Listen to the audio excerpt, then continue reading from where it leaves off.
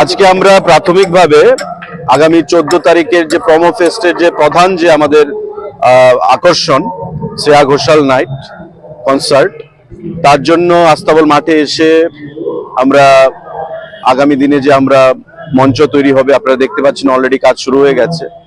DIG range আছেন, মঞ্চ keeper, SP West আছেন, আমাদের ডাইরেক্টর ট্যুরিজম আছেন, অন্যান্য আধিকারিকরা আছেন, পুলিশ আধিকারিক এবং আমাদের ডিপার্টমেন্টের বিভিন্ন আধিকারিক। একসঙ্গে আমরা এসে এখানে আলোচনা করলাম এবং ফিজিক্যালি এখানে এসে যেটা আমরা বুঝতে পারলাম যে এটা ওভার ক্রাউডেড হবে, সেটা আমরা আগে থেকেই জানি।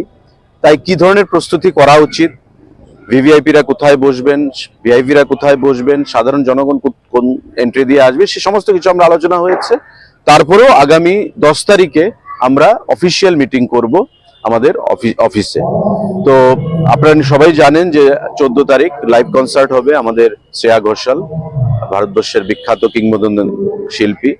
এবং ইতিমধ্যে যে উন্মাদনা প্রোমো ফেস্টকে নিয়ে সারা রাজ্যে আমরা লক্ষ্য করতে পেরেছি, গত 3 তারিখে ডুম্বুরে নারিকেল কুঞ্জতে তার শুভ সূচনা হয়েছে মাননীয় মুখ্যমন্ত্রীর হাত ধরে, এবং এটা উন্মাদনা আমরা লক্ষ্য করতে পেরেছি। এবং 25,000-এরও বেশি মানুষ, বিশেষ করে উপজাতি অংশের জনজাতি অংশের জনগণ ডুম্বুরে সেখানে অংশগ্রহণ করেছে।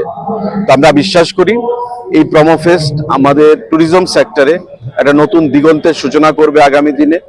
আমাদের যেটা উদ্দেশ্য, ইচ্ছা, যে ত্রিপুরা রাজ্যের জাতি জনজাতি প্রতিটা অংশের মানুষের কালচার, ফুড, কাস্টমস, ড্রেস সমস্ত কিছুকে শোকেস করে বিশ্বের দরবারে প্রদান করা, এবং এটা করার জন্যই আমাদের প্রোমো ফেস্ট আমরা এবার স্টার্ট করলাম।